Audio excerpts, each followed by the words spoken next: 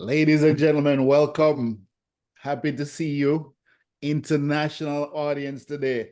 Listen, this lady is a very special lady to me, and she has become special to Michelle as well, because I don't think there is anyone in the world that has more certificate than she does. She has been trained in every area that she can think of. Maybe Amy and Keith will get you trained in other areas as well. But she has a fountain of knowledge, and she has been through some crazy stuff lately, and I hope she'll talk about that a little bit. Um, and I believe that she has a lot of skills that will help everyone inside of this room this morning. So welcome, my good friend, Elaine. Thank you so much. I appreciate that, Dave. I have to get my first to-do off the list and start blushing already. But if you all don't mind, I am going to share a PowerPoint today with you because I love me some good visuals. So let me find my happy presentation here. Okay. So just want to verify all of you are able to see that today we are going to be talking about resilience and overcoming adversity. And as Dave mentioned, I do happen to apparently think that whoever dies with the most alphabet soup after their name wins something, and I'm going for it. This is just part of the number of certifications I have. I will be sharing my LinkedIn URL with you. You can go check out the rest of all my crazy certifications there if you are bored and need some insomnia assistance at some point. So this is just a little bit about me. So there is a fable that goes something like this. A queen decides she wants to get to know her people better. So she has her guards place a giant boulder in the middle of a very busy thoroughfare in one of her villages. She has a page hide in the bushes and watch what happens. All day, people came and encountered the obstruction. Some just sighed and turned back. Some grumbled loudly, even saying some pretty unfortunate things about the queen, and some tried to climb over. One peasant came, examined the boulder, dropped his parcels at the side, and ran off. He returned a short while later with a large branch, which he used as a lever. With great effort, he finally succeeded in rolling it out of the way. When he turned to collect his parcels, he noticed a small bag that was filled with gold and a note from the queen stating, "This is for whomever clears the path." In our lives, when we encounter obstacles, we have several options. We can turn our back, we can complain, or we can try to fix it. I'm going to give you this definition of resilience to read.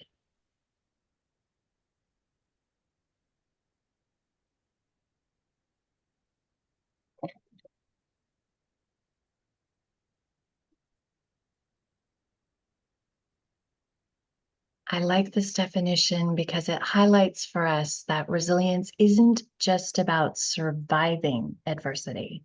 It's also about thriving and growing forward as a result of overcoming adversity. Some of the key components of resilience are the ability to adjust to new situations and recover from setbacks, persistence and determination in the face of challenges, maintaining optimism and hopefulness, and the importance of social support in fostering resilience. Some of those influencing factors are understanding our emotions and managing our stress, having a growth versus fixed mindset, developing adaptive coping mechanisms, and tapping into those things like family, friends, community, as well as resources such as access to education, healthcare, and your financial stability. Next, we're going to look at a real life example of someone who's overcome an amazing amount of adversity and shown great resilience. Nick Vujicic is someone who was born without arms and legs due to a rare condition called tetra syndrome. He's written a couple of books. One is Life Without Limits, How to Live a Ridiculously Good Life, and Unstoppable, The Incredible Power of Faith in Action.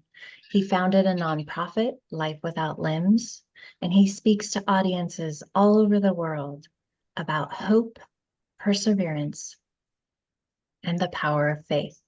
His tagline is, "What's your excuse?" So let's look at some practical ideas about how you can improve your resilience and more easily overcome adversity. I want us to picture in our minds the idea of a pyramid. And what we're going to talk about first is building that solid foundation of concrete actions. Some of those are cultivating relationships with friends, family, and support groups who can provide you with encouragement, advice, and a sense of belonging during tough times. Seeking professional help from a therapist or coach for guidance and assistance in solidifying healthy strategies. Prioritizing regular exercise, adequate sleep, balanced, nutritious meals to support your cognitive function, reduce your stress, and improve overall well-being. Remember, someday is never a day that occurs on any of our calendars. So start today.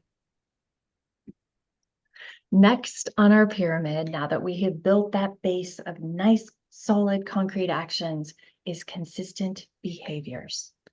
Things like practicing mindfulness and meditation to manage stress and emotions effectively. Learn to identify and challenge negative thought patterns. Do I really know that for sure? Is that really true? And use relaxation techniques such as deep breathing or progressive muscle relaxation. I'm going to have you all participate now in just a quick exercise of this, just so you can see it's super quick. You can do it almost anywhere. So I want all of us to just pause for a moment, and you're going to take in a total of 3 slow, deep breaths.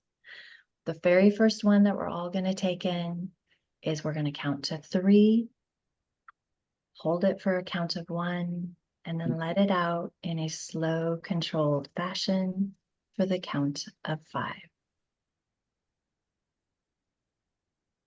The next breath you're going to take in, you're going to breathe in for the count of 4, hold it for the count of 1, and let it go for the count of 6.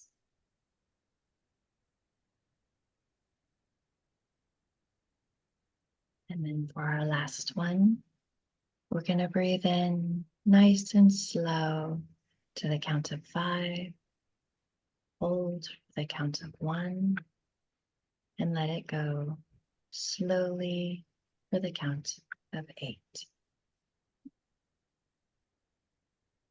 This helps to slow your breathing.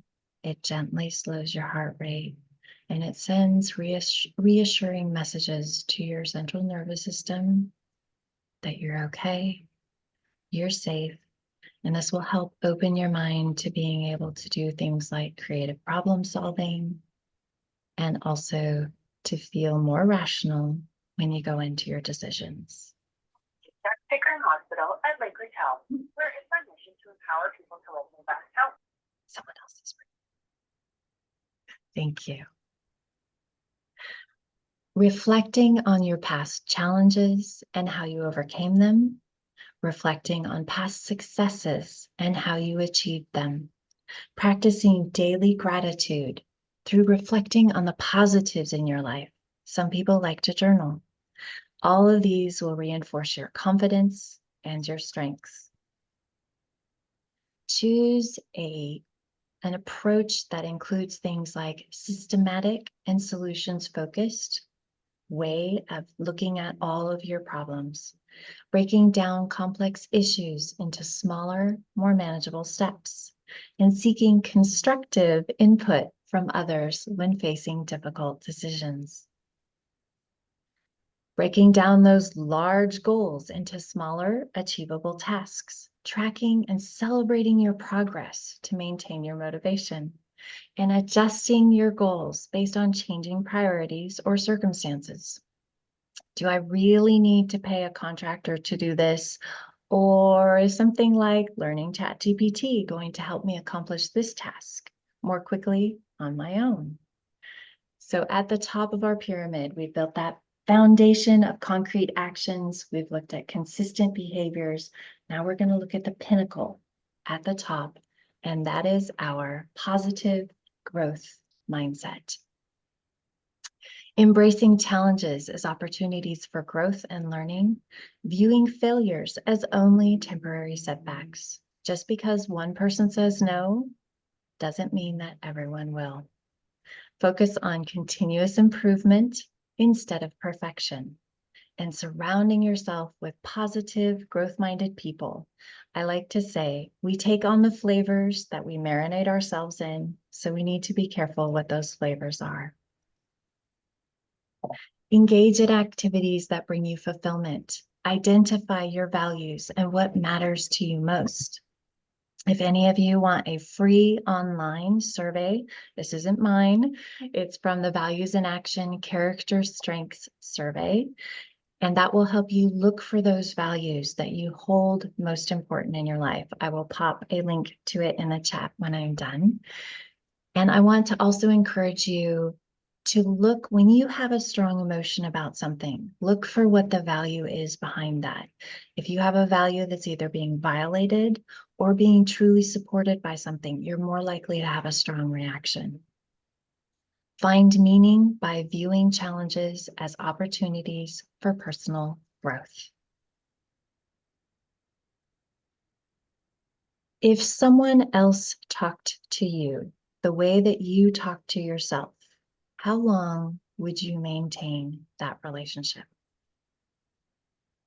Treating yourself with the same kindness and understanding as you would your best friend is a great way to practice self-compassion. Replace things like self-criticism and negative self-talk with future-focused questions such as, what can I learn from this? And how can I do this differently next time? Choose to remain open to different perspectives and creative solutions. Let go of things that are beyond your control. A friend shared with me a great way to think about this. Think about flexibility as an x-axis and adaptability as a y-axis. Flexibility is how far you're willing to stretch in order to accommodate a new situation, such as, sure, I can meet you tomorrow instead of today. Adaptability, on the other hand, is how deep you're willing to go to acclimate to a new circumstance.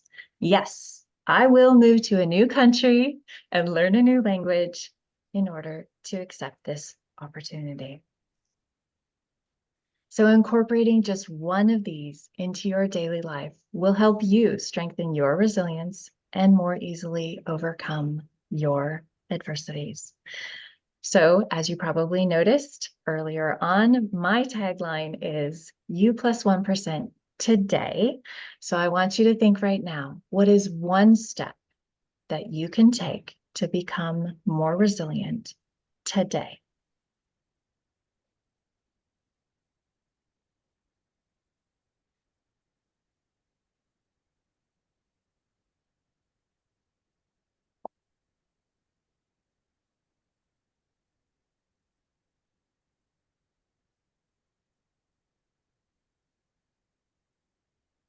So adversity teaches us about ourselves.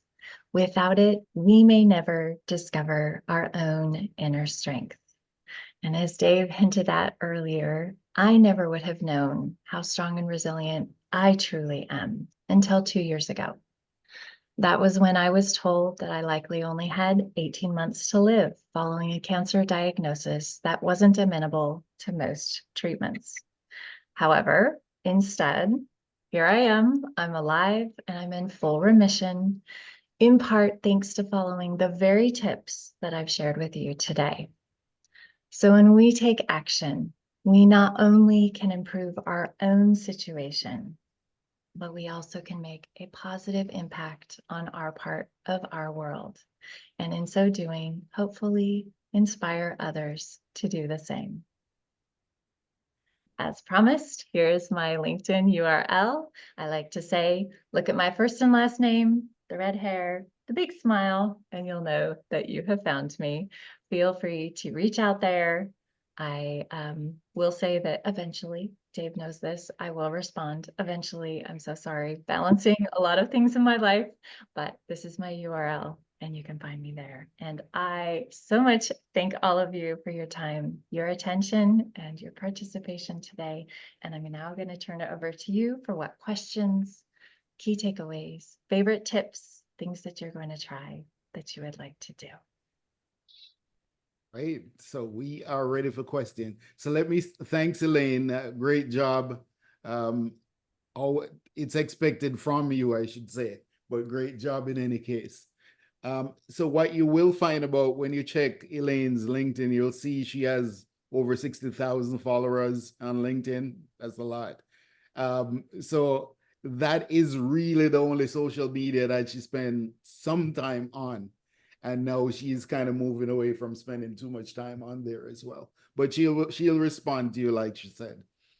So what we're going to do is open up for questions. We'll keep the questions inside of a minute each so that your question can be answered.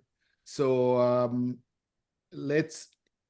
I know some of you probably don't know to use the digital hand. If you do know to use the digital hand, press the digital hand and you'll rise to the top of the screen. If you don't know, then go ahead and just shout out your question. And Elaine will be here to receive and answer them. Fair enough? And Christine, I see you. Welcome. Dave, can we see everybody again? Because okay, so we'll stop sharing and then we can see everybody again. Good point. All right, so maybe I'll ask the first questions and that will warm up everyone. So you didn't go into any details about what you've been through in the last 2-3 years, but it's kind of severe. And one of the things that I noticed you did, you went and get some kind of blood test. I don't remember the name that you call the blood test, but that was a test that gave you detail about the way your body works. How did you know to get this test and what was the name of the test? I will get you the link for it right now. This isn't something, again, I don't benefit from this, but I will give you the company. It's called, I call it 3x4. I'm sure that's called something else, or they say it some other way, but because I was told that I was not a candidate for chemotherapy or radiation, and the risks involved with the rest of the treatments that were offered to me were not really all that amazing. So they gave me a 10% chance of survival. And so I said, well, either I can just live for the 18 months that they've offered me, or I can try my best. So I sought the help of a naturopathic oncologist who normally works aside of a medical oncologist to help support your immune system as you go through traditional treatments. And she recommended that I do what's called epigenetic testing. And that determines how your specific DNA are showing up on the planet, what you can do to best support them. All the company does is offer the test. They don't sell any other things besides that particular service. It's a cheek swab test. You send it off, and about 3 to 4 weeks later, you'll get your results. And it revealed to me that my specific DNA, I do the first phase of detoxification really well. So if you apply sunscreen or use some other toxic product, with like lotions, or not for the gentleman, but lipstick, those kinds of things, that your body absorbs those toxins and it needs to flush them out of your body somehow so that they don't build up. My body does that first phase really well. So it breaks them down into all these little bits and pieces. And then it's supposed to have a second team that comes, attaches appropriate things to those and sweeps them out of your system. And that's where my body does not do things well. So any toxic thing that comes down, it was breaking it down, little piles of rubble in my system. And then it was bringing estrogen in, attaching it to that. And estrogen's purpose in our body is to make things grow. So I had these broken down little bits growing into bigger things. And that is also known as cancer. So in participating with the genetic testing. The cost for the test, it's in the US, so US dollars. It's, I believe right now, $299 on their website.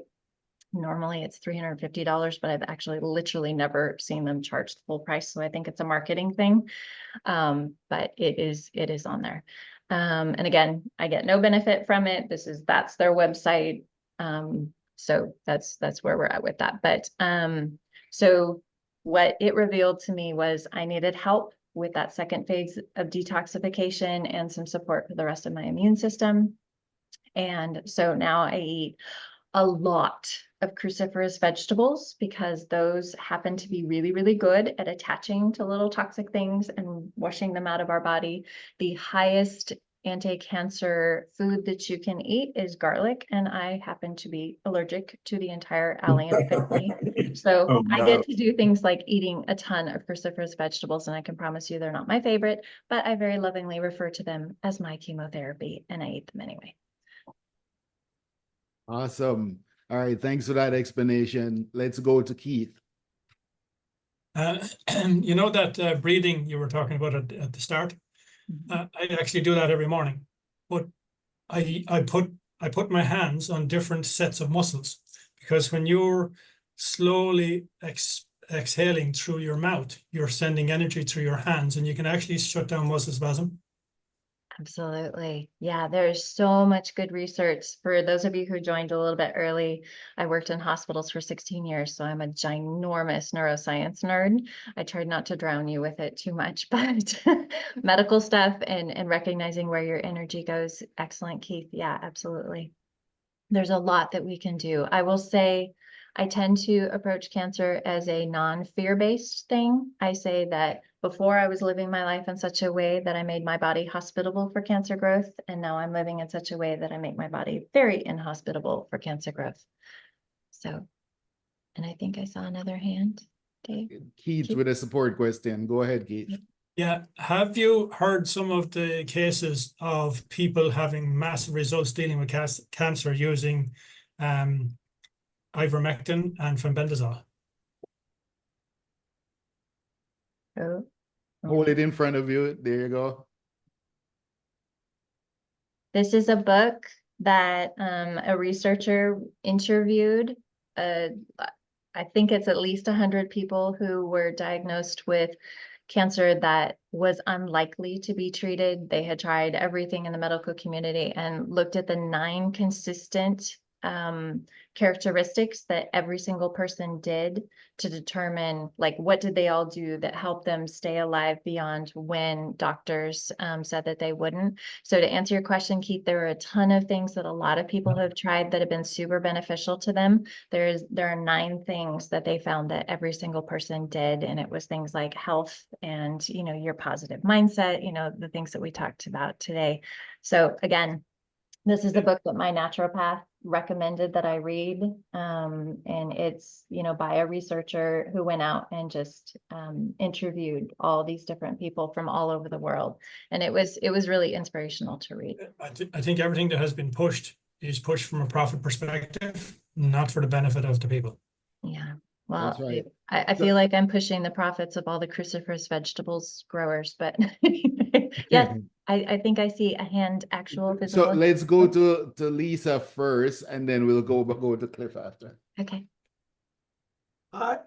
Sorry, hi Elaine. Very great presentation. I truly learned a lot, and I'm definitely gonna take away a lot from your presentation. So I thank you for that. My question to you is, during this ordeal, the 18 months to live, I know that's a shocker, right? For you or for anyone else who was told that even the diagnosis and even without the window where I guess you're gonna die. Have you ever, during this process, following this diagnosis and was told about this 18 months, did you ever gotten to a point where you feel like giving up or it's too much? And what would you say to someone who have been diagnosed or are facing challenges, whether it's cancer or different life challenges today? What would you say to them? Those are all great questions. Thank you for those. I do think it's important to recognize that every person is different and the kind of support that they need will vary based on them. And I think for me to come to someone with my 16 years of working in hospitals, knowing a lot about neuroscience, knowing a lot about the medical field, so I came at this with some extra knowledge about what tests I could ask for, what kind of resources were available to me, the kinds of things that I could ask doctors. I hope this doesn't offend anybody, but I don't come at conversations with doctors with the Dr. God syndrome. I'm like, I'm the patient. I have the right to decide at the end of the day about anything that happens to my body. So I do come at this as a very empowered person who has a lot of knowledge in this area, which I would not doubt at all has helped me. So I hesitate to say, well, you just need to educate yourself and everything, because my education came from a 2-year master's degree plus 16 years working in hospitals, and having that sense of, for me, quality of life has always been far more important than length of life. That is something that watching people suffer in the hospitals taught me is, you know what, you tell me I'm going to have 18 months to live. If there's truly nothing I can do about it, I'm going to find if there's anything I can do. But if there's truly nothing I can do about it, I have looked some of my doctors in the face and said, I know that what you hear is I'm choosing to die, but I need you to understand that my quality of life for that 18 months is way more important to me. I'm in a position where I don't have children, I'm not married.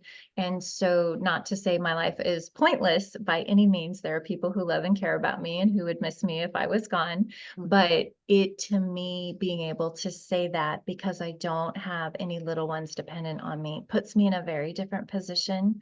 So I really super appreciate your question. For me, it was learn as much as I can, empower myself as much as I can, and do whatever I could to give myself the highest quality of life. And to recognize that maybe I was choosing to die. Now, in the end, I'm in total, full, complete remission, and that's fantastic. And I was able to do that through massive changes to my lifestyle, to my diet, to a whole bunch of different things. Not everyone's going to be able to do that. And so I hesitate to say, oh, well, if I can do it, then you can do it, because everyone is different. Everyone's immune system is different and their situation is different. So I'm going to say approach people with love and meet them where they are. I share my story with people who maybe can benefit from it, but recognizing my story is not everyone else's story. And if there's one thing someone can draw to, if nothing else, give them a higher quality of life, then hopefully that's helpful. But I really do hesitate to say that there is a one standard thing that you can say to everyone. Understand. Thank you so much. No, that's not really an answer. So, ladies, let's move on to Cliff. Elaine, you're a wonderful speaker. You're unbelievable. You take the breath and the time. It's incredible. I've had a lot of experience in this, particularly because of friends. Now, we have very, very dear friends. She was told when she was probably in her 30s to go home and make a will. She had 2 young kids. You're not going to make it through the rest of this year. Cancer and all that stuff. She's a stubborn lady. She wasn't about to just do whatever she's told. And needless to say, we've now been close friends now for nearly 40 years. She's still alive and well and just as bloody obstinate as ever she was, but she's got the heart of absolute gold. Now, how we met, excuse me, was through, it's like a cult, but it's not really a cult. It's called Silva, S-I-L-V-A. We all took this Silva course. My wife and I, a lot of friends, lifelong friends from that course, and it totally changes the way you look at things. And the interesting thing is I've met a lot of people over the years that have completely got rid of, not everybody does, of course, but there are certain people that make those major changes in their lives, and cancer goes away. They've been given a death sentence and it goes away. It's very, very interesting. It's just a fascinating subject. Another close friend of mine in the UK, along with my brother-in-law here in Canada, both got bone marrow cancer around about 30 years ago. He had all the treatment, stem cell stuff and everything else, and he died. My friend in the UK didn't go through a lot of that process, but in the UK, there's a lot of strange things going on there. They have a lot of laying on of hands healers, which are very popular and actually used in a lot of the healthcare. Sometimes they're in the hospitals. So the only thing he did was go through that process of laying on hands healers, and he just kept going. And he's alive now. My brother-in-law died 28 years ago. So there's a lot of strange things that go on. I'm not an expert in this. My wife's much more of an expert than me. But, there's a lot of strange things that go on.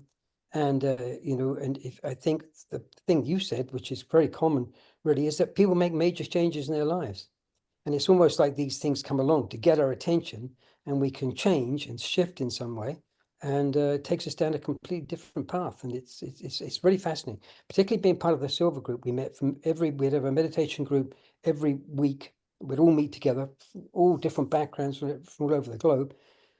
But you see people come in and they would, the amazing, absolutely amazing stories of how they got better. Incredible. Absolutely.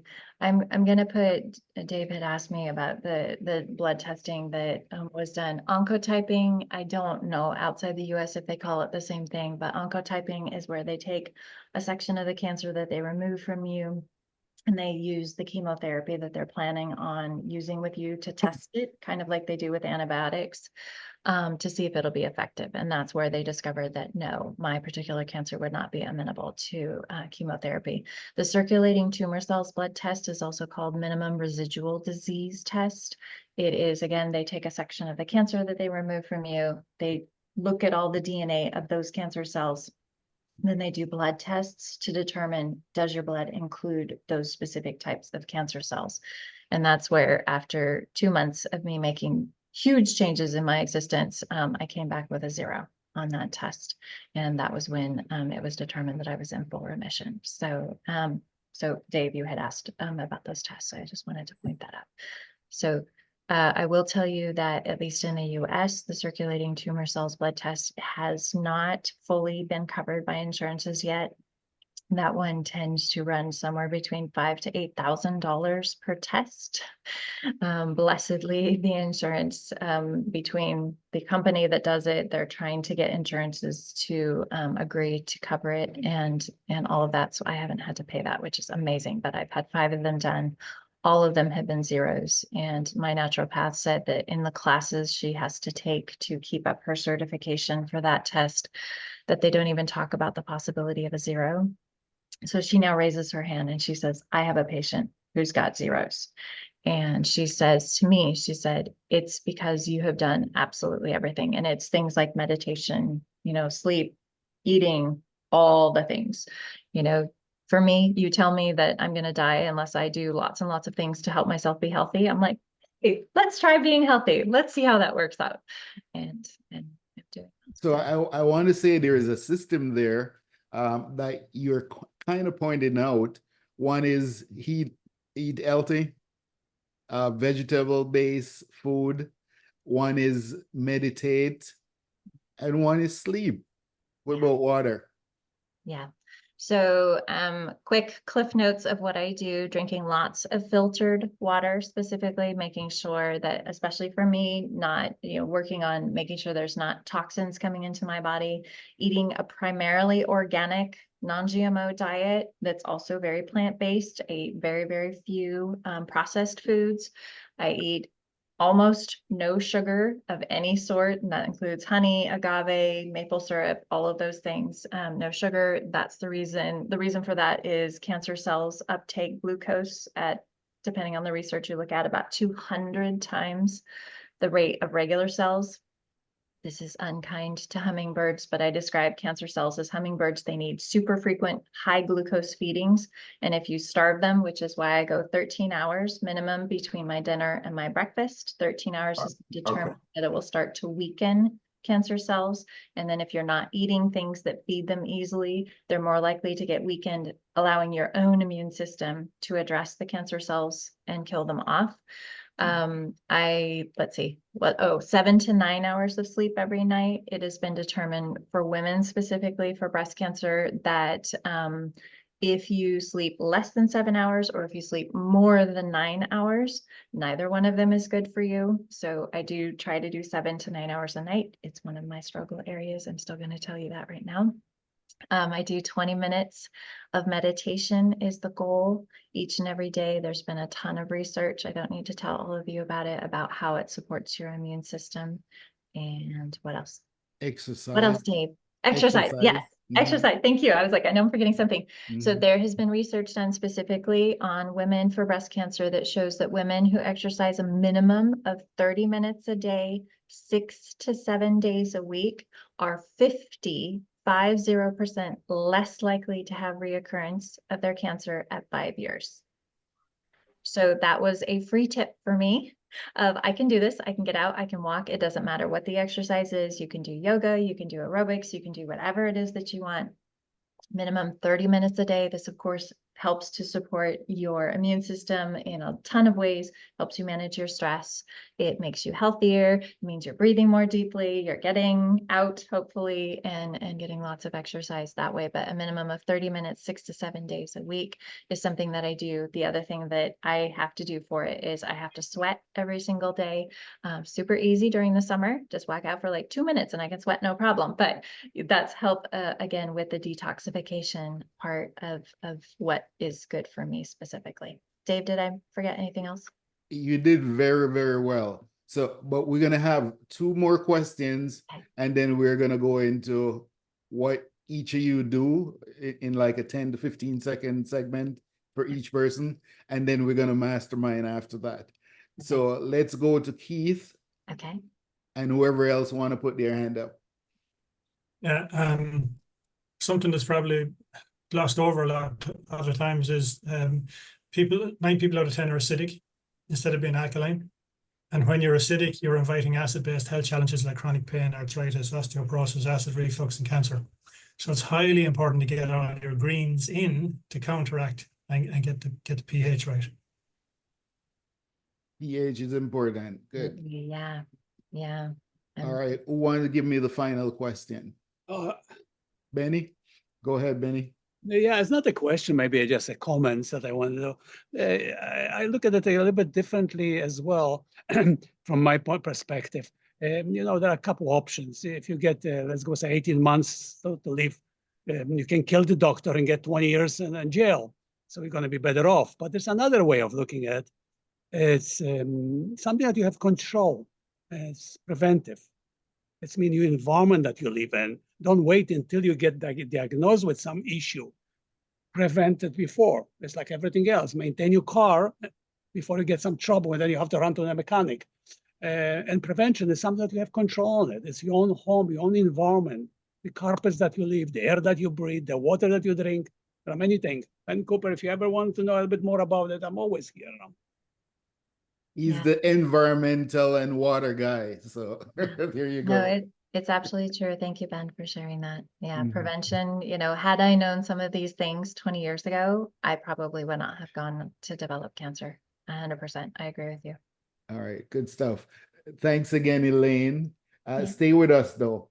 We're gonna run around the room and you all tell us in 10 to 15 seconds what you do. So Benny, since you had the microphone, you go ahead and tell us first. Oh, you're referring to me, what I do. Slowly retiring, going toward retirement, but home and property inspection is simple. Inspect properties, let people to know where they live in, And the new challenge that I'm taking on myself is actually to educate people, to give them that power to realize that the only control on their life that they have is their own home. Once you leave and you open the door and you go out there, c'est la vie. So start with it. If you buy a condo, don't buy it next to the highways because you're going to break the tires and whatever you're going to do. Secondly, you buy the house, check where it is. When you do the renovation with the thoughts that you're going to live in a house that is basically toxin. Try to avoid it. There's always alternative. Awesome, Benny. Property inspection. Thanks. I'm sure Anna has something to say about that too. So Anna, come on always. up. She said in a clever way. I'm so sorry I missed your presentation, but I was in time when you were giving absolutely amazing education and sharing how the people supposed to live. I'm also in health and wellness, and I am educating people on the cellular health. We are cells. If the cell is not normal, it's not healthy, we are doomed to have problems. So I am exercising, water, prevention, and taking care of our beautiful cells, because healthy cells are healthy life. Awesome. Let's go to Les. Morning, Dave. Thank you. Good morning, everybody. I see a bunch of familiar faces from way back when, and I see a bunch of new faces, which is very nice. I've basically been on a 3-year sabbatical from this group. I attended every Thursday for many years and then had a pretty significant health setback. Elaine, I first want to thank you because your little component there on breathing exercises and stuff is quite essential to stress, anxiety, emotional response, and the that kind of thing. And it's a big part of the rehab when you have cardiovascular issues. I've been in Sunnybrook Hospital 18 times the last 3 years, and I've had 5 heart surgeries. Les, you have 15 seconds. I'm still You're here. going on I'm like a Lego set. They keep taking me apart and putting me back together. So, but thank you, Elaine. Great conversation, and opens a lot of doors to alternative thinking on stuff, right? And yes, advocate with your doctor. He is not God. Now, what do? Thank you. I'm in the marketing and promotional business, and I provide my clients with branded apparel and branded merchandise. Some of you will refer to it as swag. So basically, it's everything that you would put your logo on, whether it's clothing of some kind for your staff or appreciation for clients, water bottles, ball caps, pens, calendars, what have you. All right. If you are not... We're going to retrain you to stay within the 15 seconds. You know I can't do that, Dave. Come on. Anyway, sorry. I'll wrap it up. Basically, I'll finish with one line. If you are not providing some sort of branded merchandise or apparel, you are missing out on a major component of your marketing plans. So reach out to me. I'd be delighted to hear from you. If you have any questions, I'm going to put my contact information in the chat box. Have a good day, everybody. Thank you. Sorry, Dave. That's okay. He's a great marketer, by the way. But you know 15 seconds is not possible for me, right? So but for the rest of you, it's gonna be 15 seconds. So let's go to Cliff. Yes, sustain marketing. Yeah, Cliff, I retired from my business as a web design business. That's it. There you go. Then we go to Keith. Greetings, everybody. I'm heavily involved in the health and wellness space. I learned 16 years ago that it was possible to reverse heart disease, clean the vascular system, and restore blood flow to every organ, gland, and extremity. Once you give the body that returned blood flow and provide it with the missing nutrition that's not in the food, it will repair itself. And I've watched people correct, you name it, we've watched people correct it. Gladly connect with anybody. Thank you. Awesome. Thank you, Keith. Lisa, talk to me.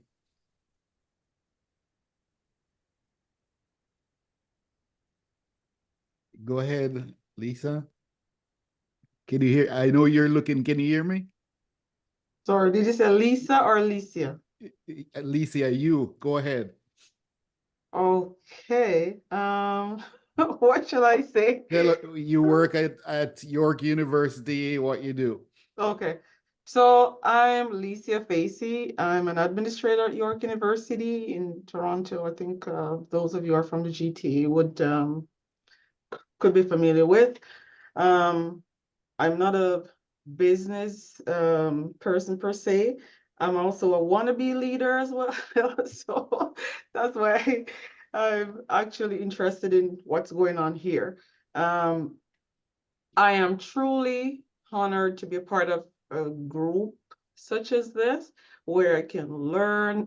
I see all of you as much as I'm not too familiar, but I really grateful for this space. I'm not too sure any of you have interest in coming back to university, or you have children, grandchildren who are interested in university. I could be a point of contact to be a mentor, because I'm also a mentor at in the Faculty of Health. So I'm putting that out here. We're gonna get you back to be a student, so that's what we're gonna do. Sorry? We're gonna turn you back into a student. Oh, perfect. Okay. I am up for that. So yeah, so I think and I've been with York for over 20 years. I've held several roles, and now my primary job is to ensure academic integrity. So students who commit plagiarism or cheating or all different aspects, they come to my office and we figure out best approaches for them to move forward without. Alicia, put your information in the chat. We want to limit the conversation down to 15 seconds. All right. Thanks, Dave. All right, thank you. All right, so let's go to Amy. Certainly. Hi, everybody. Thanks, Elaine, for a great presentation. My name is Amy Tai. I'm a reset specialist, and I teach people how to reset what doesn't belong to them. Wow, nice and clear, eh? Let's try another one nice and clear. Lawrence Fox, come on up. Thank you, Dave. Thank you, Elaine, for your presentation. Good morning, everybody. Lawrence Fox, Accounting Wizard Solutions. And I am the bow tie wearing, fountain pen wielding online CPA, and I specialize in working with coaches, consultants, and creatives who'd rather have root canal than do their books. And as Dave knows, I'm the guy to call when you absolutely, positively hate doing the books. Yep, that's Lawrence.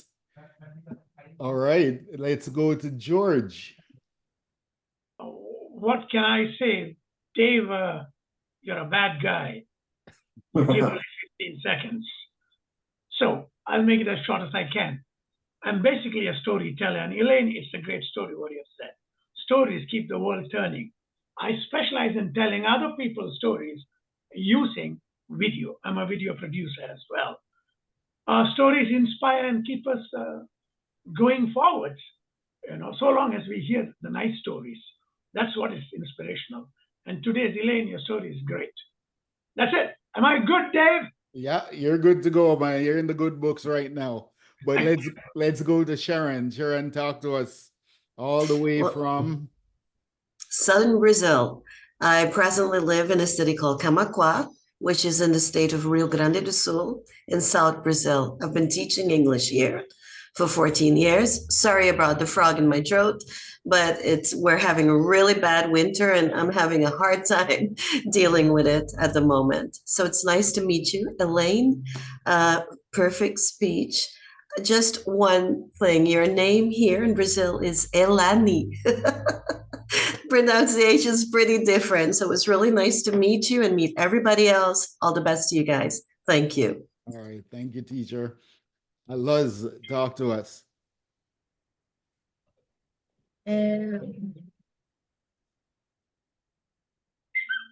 We can hear you. Unmute yourself again.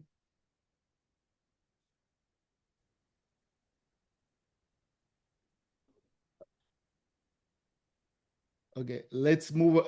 Luz, I'm going to move away from you and I'll come back to you, okay? I'm so sorry. Oh, you're good. Yeah, right. I can do it now.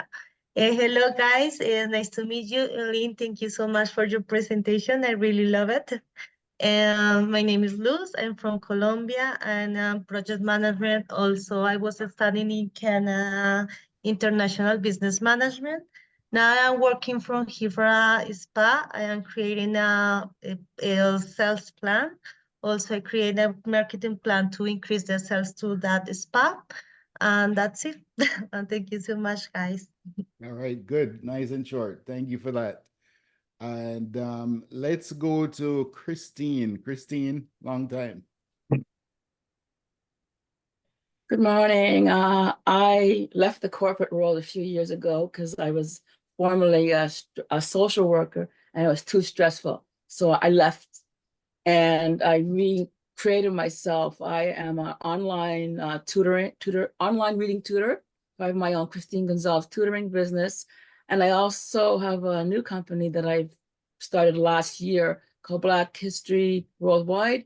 I published my first book in September. Black History Worldwide presents Canadian Women of Influence. It's about 10 Black women that impacted Canada. Thanks. Awesome, nice, short and sweet. Verid, talk to us. Long time no see. Hello, and thank you. It's so good to be back. I've been away for quite a while, and it's my first time back. Elaine, welcome again. I missed your presentation. I'm sorry. I thought it was going to be later on, and I couldn't make it right at 8, but I'd love to connect and hear it again on a short version. I can't do 15 seconds, but I will try to make it as quick as possible. So I basically help people who are ready and committed to reach the next level in whatever it is that they're doing. So I specialize in personal, business, and professional development. I have an agency called BizDan Services. I'll put the details in the chat. But we know that success is not accidental, it's very intentional. So I specialize in emotional intelligence and also business systems and optimization. So when you marry those two, you get the heart and soul and mind of business success and personal success. So if you want more information, you can visit my website. I'll put it in the link and connect with me on LinkedIn. Thank you. Awesome. And let me know if I miss anyone, but of course, I missed you, Jeff. Yeah. So why don't you go ahead and speak right now, please? Just a few words for Elaine. Elaine, I think we have very similar thoughts in the way we think. I've been a type one. Are we still there? I'm right there a little bit. We're still there, are we? I can hear you. Very good. I've been a type 1 diabetic for roughly about 50 years now. There's no question it's been a struggle. At about 25 years old, my diagnosis was to really not live longer than I was 25 years old. Diabetes with technology, yes, it's coming a long way. Thank God for that. Currently use an insulin pump, but it's the daily routine. Like you, I've got to eat well, I've got to sleep well, exercise every day. Good mindset. Thank God I'm married to a great lady, a Guyanese lady from Guyana, of course, Indian lady, treats me well, and continue to be happy. So I thought I'd share that with you guys. Jeff Durbin, I'm an RESP specialist with a company called Canadian Education Trust. Any questions at all? I will post my information in the chat. Thank you. Awesome. Thanks for that. So what we're going to mastermind on, because it's going to be easy for most of you, and we only have a few minutes, is going to be continuous improvement. So just think about that, and then you can give me your thoughts on that in a minute. I'm a leadership guy, so I help people and businesses to get better. That's really the bottom line behind everything that I do. So I'm that guy, the leadership guy. And of course, you know the name. Now it's time for the mastermind. Okay, so Elaine, are you still able to hang around with us for a few more minutes? I can hang around a little bit, and then I do have a meeting I'll need to go to at the top of the next All hour. right, if you have to go, no worries at all. But then I'll start with you. You mentioned continuous improvement, Kaizen, basically. What does that mean to you, and how does somebody continuously improve? For me, it's not only a part of my coaching focus, which I mentioned and you guys saw at the beginning of my presentation. Mine is U+1% today. It's what's that one thing that you can do? And sometimes it's what's that one thing that you can let go of. It doesn't have to be something you're adding. Sometimes it's something you take away that's no longer serving you. So it's just, where's an area that you can improve upon so that you can, and the second part of my tagline is become even more amazing, because I think you're all amazing. And what's that one thing that you can do to add that little bit of polish or sparkle or health or way that you can do what you do best? One thing that you can do. You'll notice I weave that in for that one step part. What's one thing that you can do to become more resilient today, not someday, because someday never comes. That could be a takeaway. If that's the only thing you get today from this meeting, that's big, right? Because 100 days, that's 100%. Make sense? Yeah. Yeah, isn't that crazy? Yeah. In a year, you could be the best in the world at what you do. If you improve 1% every day. That's crazy. All right, let's go to Lawrence again. Lawrence, continuous improvement. What does that mean to you? The day I stop learning is the day to call the funeral home because I'm dead from the neck up. Okay, that's clear. All right. So think about that, guys. Let's go to Cliff disappear, I guess, did he? Let's go to Amy, because Amy is in the improvement field. What does that mean to you, continuous improvement? Yeah, I mean, I think Elaine said it the best. It's like, it's not someday, because we only have now, today. That's all we have, right? So I think it's really important to recognize that, what can you do today? And for me, I mean, I'm a reset specialist, and part of that is always resetting myself. Every day I'm resetting something. So that to me is like letting go of piece of something that no longer serves me, right? Exactly what Elaine said.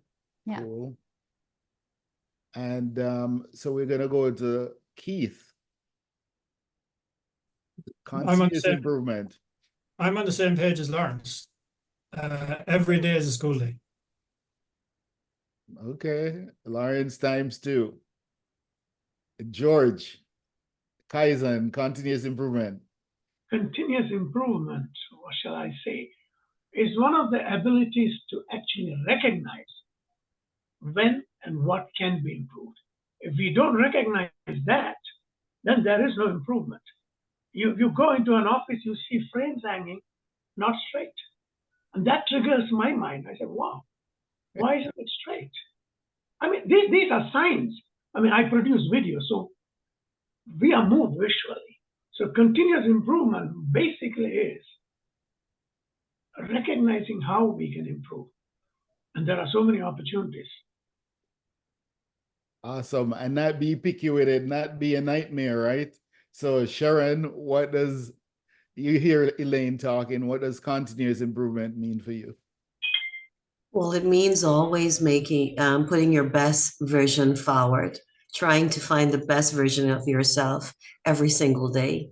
Okay. That's what I got from her. Taking action for that though, right? The action part. Yes. Yes, of course. You need to, I think also we need to be focused every day from the time we get out of the bed to the time we go back into bed. Our actions, our thoughts, everything that we do within the day needs to be positive, because positive thoughts, positive actions brings positivity into our lives. I think that's important. All right. That's well said. Less continuous improvement. Every day you're a student. Every day you're learning something, and you constantly have to want to absorb information that will make you better over time. I like Lawrence's comment because I constantly refer to the checkup from the neck up. Elaine, we've been through some physical issues, and they got some great doctors for all that. But once in a while, you need a checkup from the neck up. And that's something I subscribe to daily, is my mental health and that kind of thing, because that's what drives everything else. So that's about the best I can offer in this regard. Yeah, he's a redhead too, Elaine. If you know this. Sorry? What's that? You're also a redhead. Oh yeah, I love her just because of the red hair, but I love her more because of the presentation. So she's got it all going for her, that lady. You guys are unique. That's the point I'm making with that, right? But Licia, continuous improvement, what does that mean for you? Actually, continuous improvement for me means striving to better myself in different aspects of my life. So it ranges from like getting skills, the different habits, if health, relationships, I think overall well-being. And in order to better orchestrate these, to assess myself, setting goals, learning, doing learning and development, and then taking small steps to make these changes. So I think it's a holistic approach to improving myself. It's not just one thing, it's several things working together in tandem to to what's the word? To enhance my life, and if I could say others, that's basically what I see. Just striving to better oneself and the different steps that you take in order to make this happen. I think you got it. That's a thought process.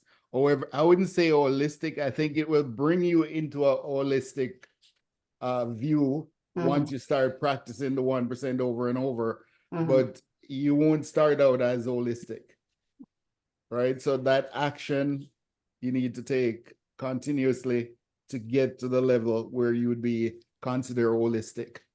Okay. Make sense? Yeah. Yes. Okay, good. Verid, she's also a coach, so talk to me, girl. Yeah, so actually it's interesting. I just launched a program. It's a group coaching program called PEP, Personal Excellence Power. And for me, continuous improvement is about the pursuit of excellence. So doing everything you can to the maximum, but it's not just about learning every day and then making changes. It's knowing how to measure your differences and then reflecting on that. And it's not just about you yourself, but how it impacts and affects others. So when you're leading, you're not just leading others, you're leading yourself as well. And integrating all of those aspects into what it is that you want to reach excellence in, whether it's your business, your personal life, your relationships. It's all, like we mentioned, the word holistic. For me, it's a totality of who you become as an individual, but also as a community member or a business influencer, whatever it is that you want to do. So when we make those daily adjustments, when we have those daily learnings, those are all integrated and they evolve. So some naturally and some not so naturally. We have to get out of our comfort zone as well, but we need to know what our limitations are and what we need to work on in order to continue moving on to the next level. So for me, that is what continuous learning, evolvement, whatever, improvements are all about. All right, so the bottom line, collect the data and make the adjustment. Well, without measuring, you can't really see if you're getting better or not, right? And also we're in our own heads, and what we think is working may not be working. So it's good to check in with others, and just ask like your close people, whether it's your friends, your family, your colleagues and collaborators, whoever it is that you're working with, your partners, like, how do you see this working? Do you see changes here? Do you, so reflect on what others say as well. Awesome.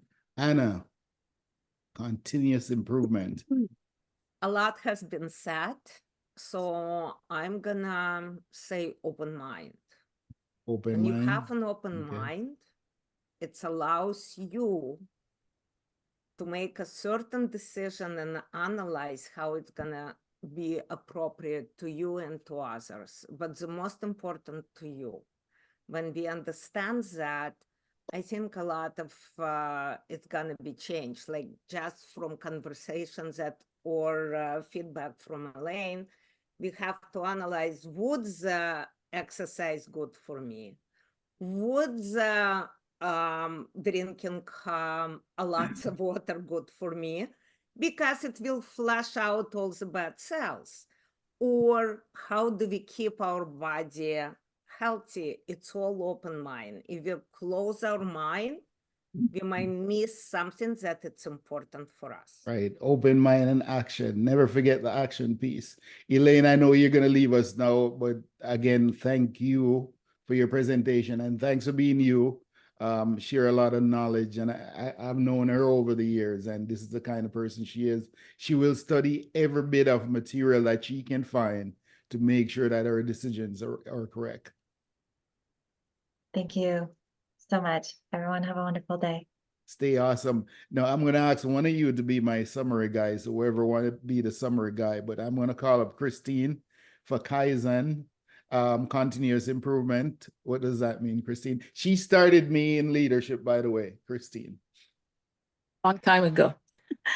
For me, doing one thing each day to move my businesses forward, stop ignoring health warnings, eating better, exercise, sleep longer, relaxing my mind, and prayer time and mindfulness time. I think I really need that, and building my support system.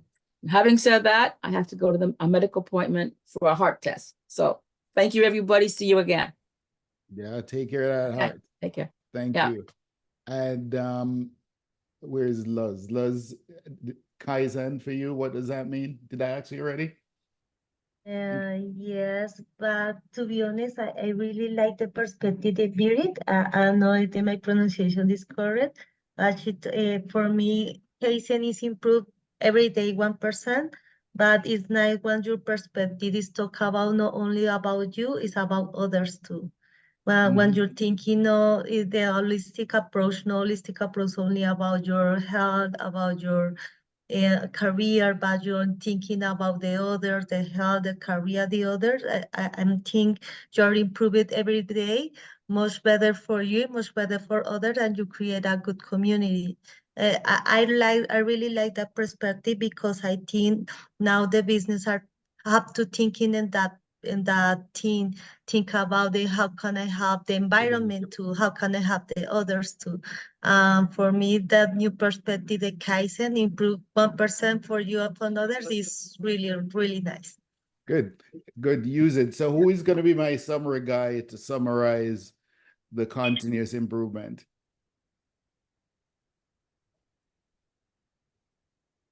Do you want me to do it? Of course, I want to volunteer. Okay. So basically, I think from what everyone has said, it's about putting your best self forward. It's about thinking about where you've been, where you are, and where you're going with intention, with focus, and always stepping it up. So making sure you're looking at where you came from, what your situation is like now, and how you can improve it by either removing something, adding something, or both. And then making sure that you're not just, measuring it for yourself, but also, like Les just said, how it's impacting the environment around you, the people around you, the community around you. And being true to yourself is really the most important thing, because we can't, we can externally lie or fabricate or exaggerate, but to ourselves we know who we are and what we're doing. So as long as you're staying true to yourself and getting the right support and help and aligning with the right circles and people, maybe getting the right resources, we have to be careful who we get our information from. That is a continuous promise to yourself that you're going to keep stepping it up. Is that okay? All right, awesome. So that is our summary, which means we're done. This is it. There's no more. There's nothing else to discuss. Thanks for being here. Hang on, let's stop this recording so it doesn't record anything else.